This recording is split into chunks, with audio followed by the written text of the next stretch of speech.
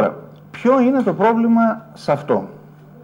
Το πρόβλημα είναι ότι εάν πας σε ένα περιβάλλον διεθνούς ύφεσης να πουλήσεις κρατική περιουσία τόσο μεγάλης αξίας, τη στιγμή που οι αγορές γνωρίζουν τη δεινή οικονομική κατάσταση στην οποία βρίσκεσαι, δεν υπάρχει περίπτωση να πάρεις ένα τίμημα το οποίο να πλησιάζει τα όρια του...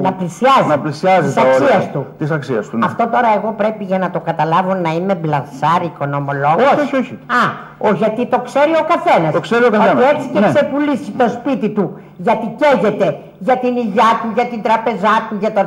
ούτε μπιτ παρά. Λοιπόν, δεν χρειάζεται να είμαι μπλανσάρ. Και πάμε τώρα στο επόμενο και στο τελευταίο, το οποίο είναι το βασικότερο πρόβλημα της όλης συζήτησης που γίνεται και των ρυθμίσεων οι οποίες πάνε να υιοθετηθούν με βάση το δεύτερο μνημόνιο. Γιατί και το πρώτο μνημόνιο μπορούμε να συζητούμε πάρα πολλή ώρα, έχει περισσότερο ιστορική σημασία, διότι είναι κάτι το οποίο έχει συντελεστεί, είναι κάτι το οποίο δεν μπορούμε να γυρίσουμε. Ιστορική σημασία, κύριε καθηγητά μου? Δεν μπορούμε να γυρίσουμε. Αυτό, ιστορική σημασία που κόπηκαν οι συντάξεις? Όχι. Έχει ιστορική σημασία. Διότι όλοι γέγονε. Όχι. Ένα αυτό. Δεν γυρίζει ο χρόνος πίσω. Το ξέρω. Και το δεύτερο στοιχείο είναι ότι η διαπραγματευτική θέση στην οποία βρέθηκε η Ελλάδα τον Απρίλιο του 2010 ήταν πραγματικά τραγική. Λοιπόν, μια στιγμή. Την έκανε τραγικότερη ο Παπανδρέου. Κοιτάξτε, αυτό είναι ένα ζήτημα το οποίο θα συζητούν για πάρα πολύ χρόνο.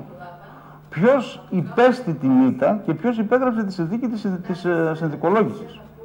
Θα δούμε σε αυτό. Το θέμα είναι άλλο όμως. Ακόμα και αν δεχτούμε ότι δεν μπορούσαμε να αρθρώσουμε σε εκείνη τη δεδομένη στιγμή. Γιατί δεν τον έπιασε μούγκα? Όχι, περιμένετε. Δεν μπορούσαμε να αρθρώσουμε λόγω εναλλακτική πρόταση. Και να πούμε ωραία. Να υιοθετήσουμε όλα αυτά τα μέτρα τα οποία προτείνονται για τη χώρα. Και θα σας πω ποιο είναι το πρόβλημα με αυτά. Τώρα, είμαστε 1,5 χρόνο και ένα μνημόνιο σοφότεροι. Θα έπρεπε να είναι σοφότεροι και οι δανειστές μας. Οι δανειζόμενοι, βρε. Οι πολίτες, κύριε καθηγητά μου, δεν έχουν καταλάβει τα χάλια τους. Δηλαδή, είτε επιβάλλεις τον έναν φόρο, είτε επιβάλλεις τον άλλον φόρο, είτε φορολογήσεις αυτή την ομάδα, είτε συνήθεια υποζύγια του φορολογικού συστήματος στη χώρα μας, που είναι οι μισθωτοί και οι συνταξιούχοι, εάν δεν έχεις έναν φοροεισπρακτικό μηχανισμό της προκοπής, όλες αυτές οι καλές ή λιγότερο καλές προθέσεις θα αποτυγχάνουν παταγωδώς. Αυτό δηλαδή το οποίο δεν εξασφάλισε το πρώτο μνημόνιο στην Ελλάδα και βλέπω με τρόμο ότι δεν θα της το εξασφαλίσει και το δεύτερο, είναι ο χρόνος.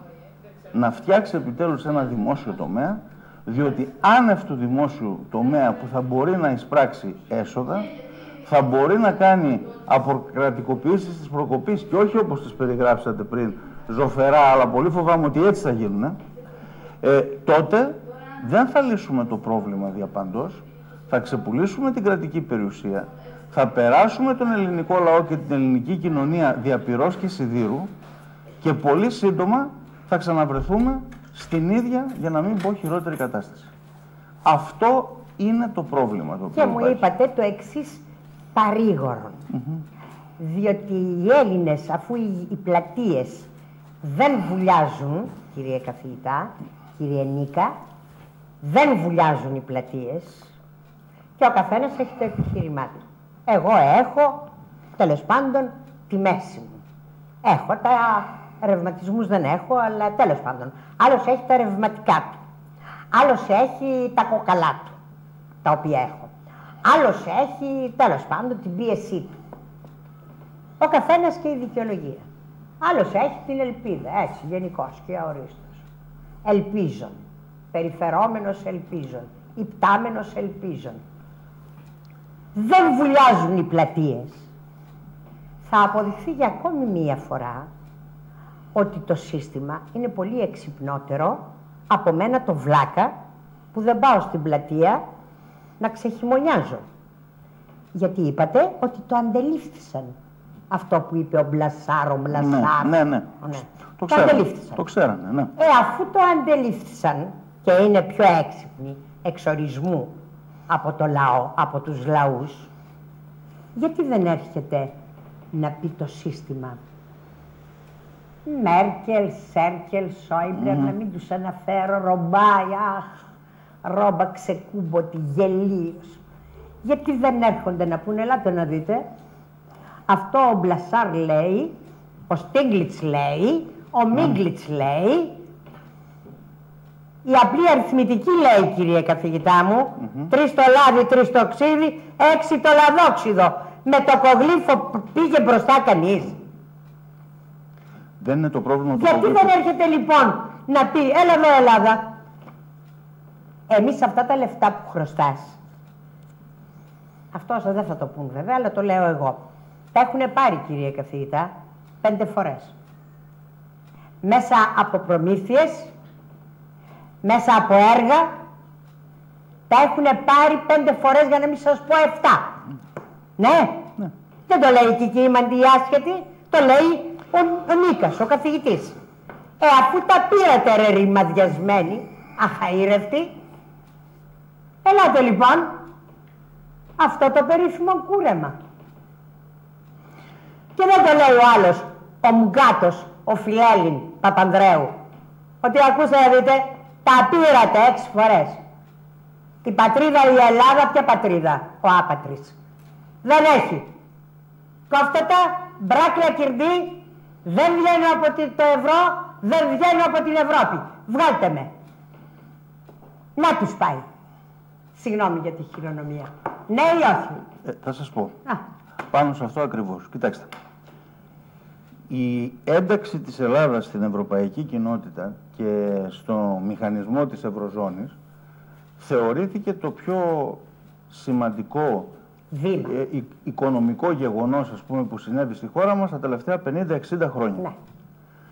Με βάση την κοινή λογική, μία θέση του μεγέθους της Ελλάδας, η οποία επιδιώκει να ενταχθεί σε τέτοιους μηχανισμούς, δεν μπορεί να έχει ως στόχο ούτε να ηγεμονεύσει, ούτε να κατακτήσει τις αγορές, ούτε να γίνει υπερδύναμη, ούτε τίποτα. Ούτε ο Κωνσταντίνος Καραμανλής το πίστευε αυτό, ούτε ο Παπανδρέου, ούτε ο Σιμίτης, ούτε ο Κώστας, ούτε... Απλά να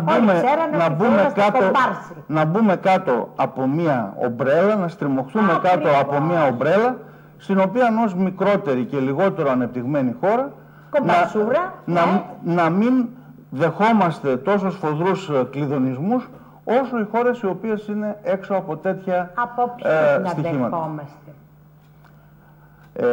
Οι κλειδονισμοί αυτοί συνήθως τις δέχονται αυτές οι χώρες που είναι χωρίς ομπρέλα. Είτε από μια γενικότερη οικονομική ύφεση, είτε ακόμα και χωρίς να υπάρχει πραγματικός λόγος από τους κερδοσκόπους.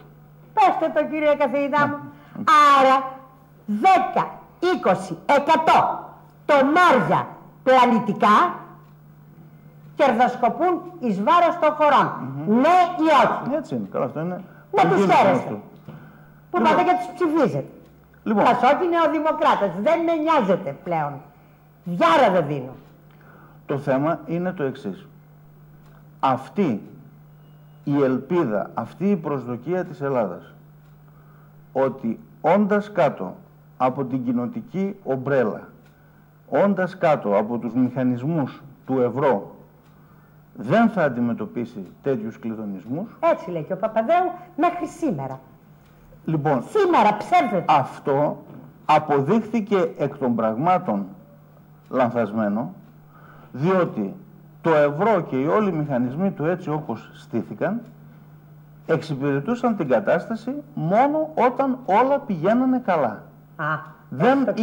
Δεν είχε φτιαχτεί το σύστημα ώστε να αντιμετωπίσει κρίσεις αυτού του είδους.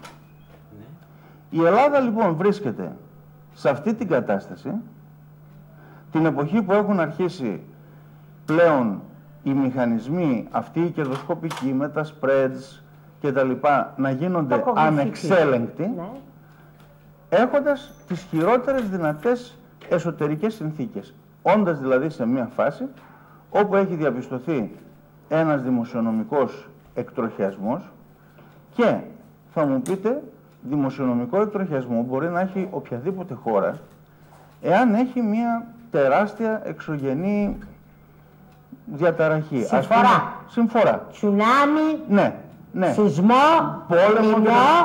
Μπράβο. Αν δεν έχουμε τίποτα από τα ρημάδια, εμείς κατορθώσαμε χωρίς τίποτα από όλα αυτά να βρεθούμε σε αντίστοιχη κατάσταση. να μας βάλουν στον κύριο. Ωραία. Λοιπόν, το γεγονός λοιπόν ότι η Ιαπωνία σαφώς φέτος θα έχει κάποια δημοσιονομική αστάθεια λόγω της συμφοράς που βίωσαν οι άνθρωποι εκεί, του χρόνου οι μηχανισμοί, η νοοτροπία, ο τρόπος του να κάνουν τα πράγματα υπάρχει, δεν τον πήρε το τσουνάμι. Άρα του χρόνου θα παράγουν πλούτο, θα συσσωρεύσουν κρατικά έσοδα, θα επουλώσουν τις πληγές τους και σε λίγα χρόνια, αν δεν κάνουν κάποιο μουσείο όπως κάποιο μνημείο του τσουνάμι, δεν θα το θυμόμαστε καν. Κοιτάξτε, τώρα με συγχωρείτε με όλο το εμείς σεβασμό. δεν έχουμε μηχανισμούς. Την Ιαπωνία βουτυγμένη στο χρέος ήτανε και πριν από το τσουνάμι. Ναι.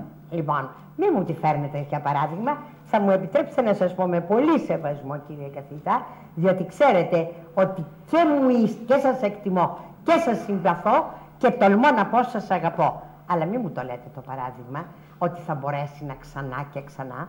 Τι να μπορέσει, καρταχρεωμένη ήτανε. Η Ιαπωνία πέρασε την κρίση της στη δεκαετία του 90.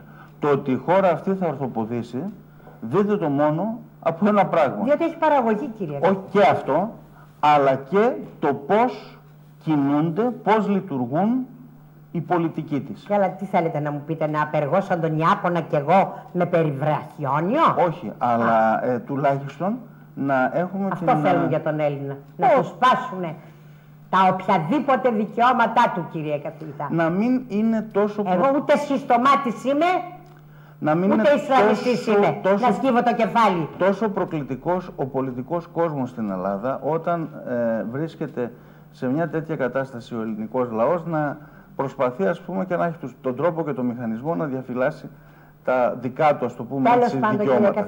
Ας το αφήσουμε αυτό όμως. Αφήστε τους Ιάπωνος. Λοιπόν, ναι.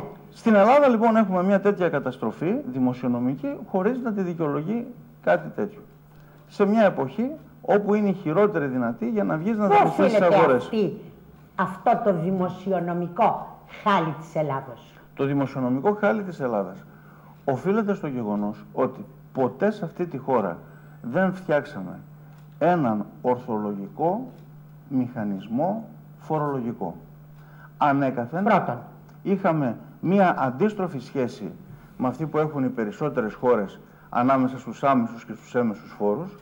Η φοροδιαφυγή στους άμεσους φόρους είναι απείρως μεγαλύτερη από αυτή που είναι στους έμεσους, ενώ δηλαδή στο εξωτερικό η έμεση είναι διπλάσια, η άμεση είναι διπλάσια των εμέσων. Εδώ ισχύει ακριβώς το αντίθετο. Εδώ, ακόμα. Πρώτον λοιπόν δεν μπορέσαμε όλα τα μεταπολιτευτικά χρόνια, δεν μπορέσαμε. Ποιος, εσείς, εγώ? Το ελληνικό κράτος.